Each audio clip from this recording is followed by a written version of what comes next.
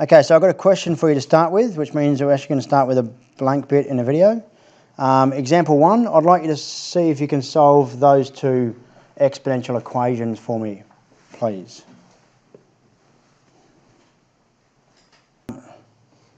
So, how did we go with that? Has anyone got an answer for question A for me? X equals 3 indeed. So hopefully you recall what we did do a couple of weeks ago. We would write this down as 2 to the power of x equals 2 to the power of 3. I mean, it's a pretty simple question. If you just write down x equals 3 for that question, that's fine. But the way to solve an exponential is to try and get the bases to be the same. And so 8 can be transformed into 2 to the power of 3, and that gives us, by equating the coefficients, that tells us that x must necessarily be 3 for that to work. So that's the first one. Anybody got an answer for the second one? 2.807.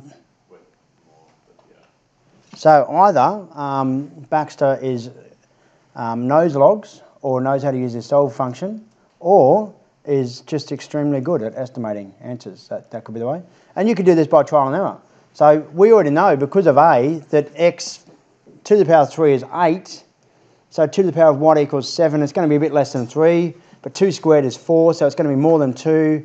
Probably closer to 3. We try 2.7, it's too small. We try 2.8, that's pretty close. We can get there pretty quickly. But the point is that's inefficient. Mathematically, we're always looking for efficiency, and we're looking for structured ways. In fact, one way to think about maths, which I think about a lot, and some of the topics coming up, you'll see this, is for maths, to solve a problem, you really want to find a way that you could get a computer to solve a problem. So you're trying to develop a way that's purely procedural. That's this and this and this and this. And not all maths is like that, as you've seen in the recent PSMT, but a lot of maths is like that, and so we're looking for that procedure. We don't have it here. So the problem we have in this equation is that we have a base and we have an answer, 2 and 7, but the unknown is in the power. That's what defines an exponential function. And whereas in the past, and I've written some stuff down here we can talk about, in the past you've solved lots of different equations. Here's an example of one. And in this equation, x is just part of one of the terms. And it's wrapped up, it's got a times 3 and a minus 7. But you could solve that equation because we just unwrap x using standard arithmetic. The problem is when x is in the power, we can't just unwrap the equation. It's really, we don't have a way at the moment of getting x out of the power. That's what logarithms do. Logarithms is a transformation of an exponential function so that x can become part of the standard component rather than part of the power. So I've written kind of that here. There's an equation we can solve. Down here, here's an exponential equation that we can't solve. And here in blue with a light blue border to what I thought would make it stand out, but it doesn't really, is basically the principle of logarithms. This is the transformational form of logarithms. If we have a base and an answer, we could solve for a and y, but we can't solve for x. But you can rearrange this into log form like that. So this is the big key. I'll come back to this over and over and over again. But what it tells us is that if a to the power of x equals y, then log base y of a equals x. And I'm going to put that, I'm just going to write a couple of things here. So I'm going to write down, first of all, it said log base a of y.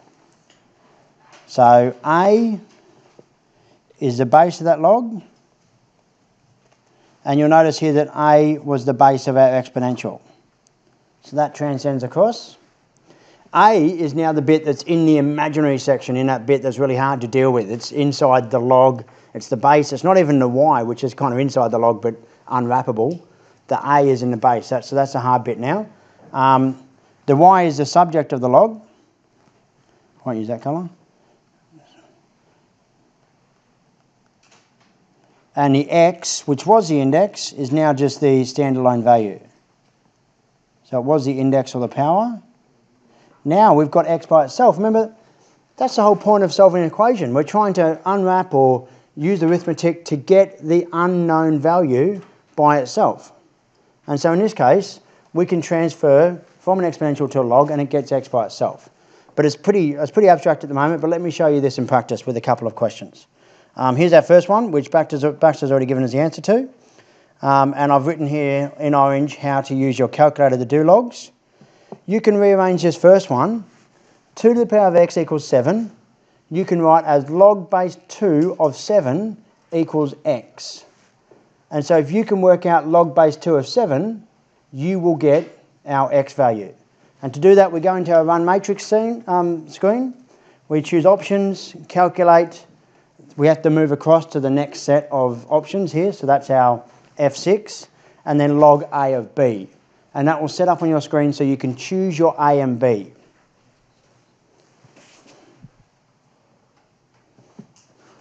Just while I would suggest trying that, and while you're doing that, I'm just going to write an extra note here. You have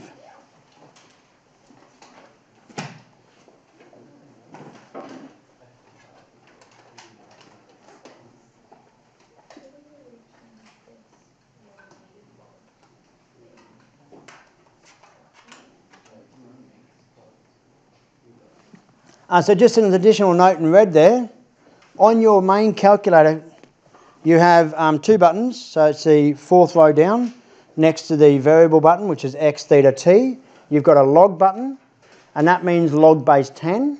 So if you're fortunate enough to be using base 10, you can just go log base 10. And you'll see it's easy to see that because above that it's got the shift button there is 10 to the power of x, which is the exponential inverse of that. And next to that you've got log base e, ln.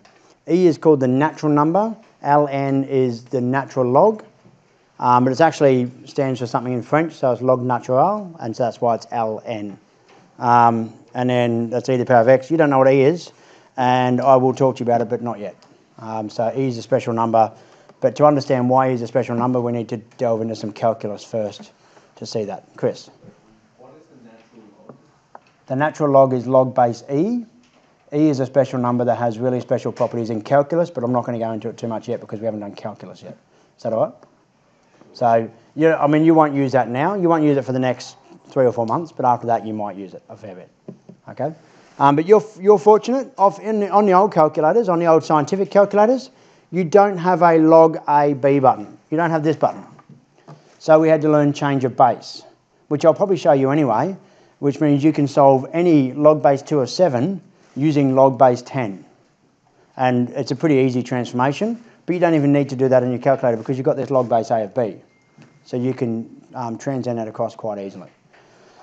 So I'll run through change of base a little bit later on, but for now, that's how we do it on the calculator. There's a simple example. Here are some further examples. Example 2, I'd like to solve that equation. I'd like to evaluate log base 5 of 25 and then log base x of the square root of x. And then I'd like to solve those other 2 equations there, which will give us a bit of a feel of some different variations to the questions you might get. I'm going to run through these examples so you can watch and write down my answers, or you can just watch and write down the answers later on. And then I'm going to leave you for about 5 minutes to do the first question of the exercise, which is based on simple logs. But then to do the rest of the exercise, you need to know 3 or 4 log laws, and so I have to bring you back and teach you the log laws before you can do the rest. So my answer to A will be if 3 to the power of 7x equals 15, I can't solve this. I can't write 15 as a power of 3, so I can't solve this in traditional ways, in exponential ways. So instead I'll transfer this into a log. And to transfer it in the log, I remember that I've got a to the power of x equals y, gives me log base a of y equals x. So I can write this down as log base 3 of 15 is equal to 7x. So I've got, you could give it a twist if you want, Kira, so that no one else gets nuts. Oh, they're locked. I've got my base 3 goes as the base of the log. My 15, which was the solution, is now inside the log. Thank you. And my 7x is now the solution. So I've removed the 7x out of the power and it's become part of the standard equation. And I can evaluate this on my calculator. So again, you might want to just practice evaluating your calculator. In the run matrix screen, we press option, calculate, we go across, we choose log AB, our A is 3, Our other value is 15. 3 to the power of what equals 15? It's going to be more than 2 but less than 3. And we get 2.465 is equal to 7x. And therefore x is equal to that divided by 7, which is 0.352.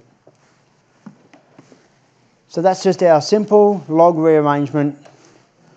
That's easy. Once you can put that in your calculator, this stuff's trivial. You've done that kind of stuff before. The only new thing today is doing that from there to there. If you can do that, you can do the rest. Sorry in advance. You've missed just a tiny bit, but it's that kind of... We'll get there. Okay, so question B is one which I'm going to do without a calculator, but you could do it in your calculator. So if you want to, feel free to go in and do log base 5 of 25 in your calculator. But I'm going to just try and language a couple of things out with you.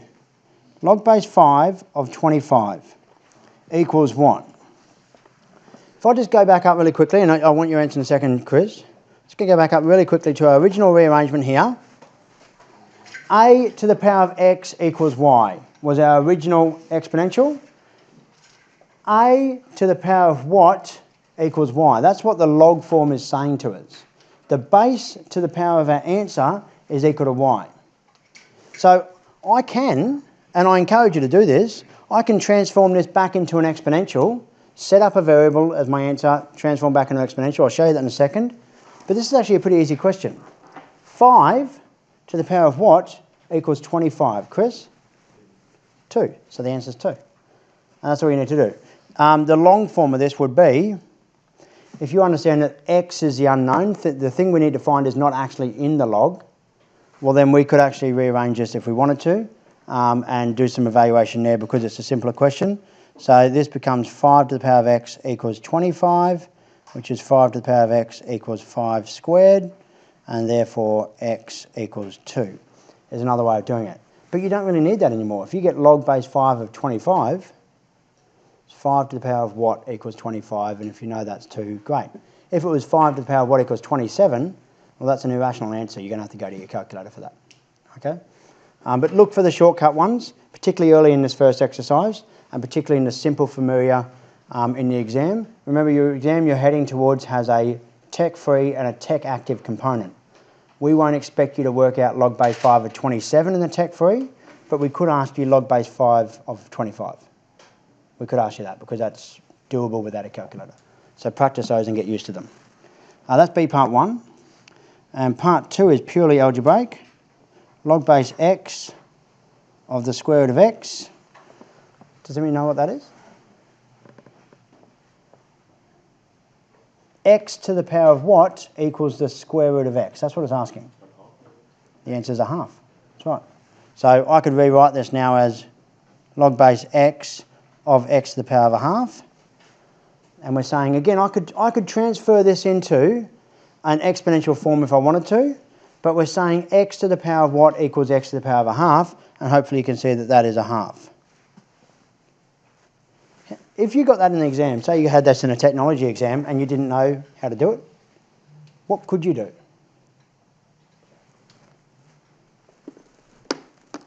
Chris?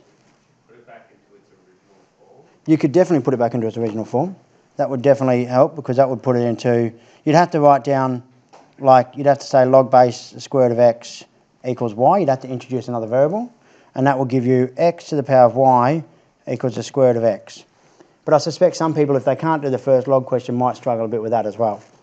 There might still be, it's just that, like that question where it's actually pretty easy, but you're looking at it and you're like, I don't really know what's going on. That type of question, you know, that trying to get that link across. One thing you could do with an algebraic question like this is just choose an x value and see what happens. And I'm going to be nice about it because I know I've got a square root sign there. So I'm going to choose the value 9. And just check on my calculator, what's log base 9 of 3? Because 3 is the square root of 9. And it will give me a half. And I might be, oh, that's interesting. Maybe I'll choose 16. What's log base 16 of 4? Oh, it's a half again. And I can get an understanding of the question by trying some numbers. So there's a strategy for you as well. And Chris's strategy is very good as well. So if you're unsure, turn it back into exponential form and have a look at it that way. You've got two ways of looking at it. That's B. And I'm just going to scoot down a bit of extra space here. and look at C. Log base 3 of x equals 2 and log base a of 32 equals 2.5. I put these questions here deliberately just to get you thinking about them. I don't think you'll quite reach these in the exercise, but I'll have a look and give you a suggestion of what you could do with them. Part 1 is log base 3 of x equals 2. When we've got our exponential form, a to the power of x equals y, if you know a and x, y is really easy to determine. And if you know x and y, a isn't too hard to determine. You just got to take the x root of y. It's only if you don't know x that you've got a problem. So if you look over here, although we don't know x, x actually represents our y. The x value in our rearrangement is this one here. We know that value. We know the power of the index form. So we can rearrange this and it would actually be a pretty easy question. The other way of looking at it again is this is saying 3 to the power of 2 equals what? It's actually a pretty easy question. So if I do that rearrangement into exponential form, it gives me 3 to the power of 2 equals x, because this is my a, this is my y, and this is my x in the form a to the power of x equals y. And of course, that's just 9. 3 to the power of 2 equals x, 3 to the power of 2 is 9. Yeah? So, I mean, always be keeping in mind that you might need to do that rearrangement. And the second question, which is similar to this, a to the power of, log base a of 32 equals 2.5. Log base a of 32 equals 2.5. So again, if I recognise that the 2.5 is normally the reason we would use logs to find that 2.5, but we already know it. So this is my a, this is my y, and this is my x in the form a to the power of x equals y. So I'll do that rearrangement now, and my a is still a, but I get a to the power of 2.5 equals 32. And hopefully you would understand that this is just a case of saying, well, a is the 2.5th root of 32. So not the square root, not the cube root, but in between. And on my calculator, just above the little hat symbol there, third row down, third key in, little hat symbol above that in the orange, shift, it's got the xth root. So if I go shift xth root, I can choose 2.5 in the root symbol, and I can put 32 under the square root sign, and it gives me 4, which is nice. That's the examples. So I'm just going to stop there for now.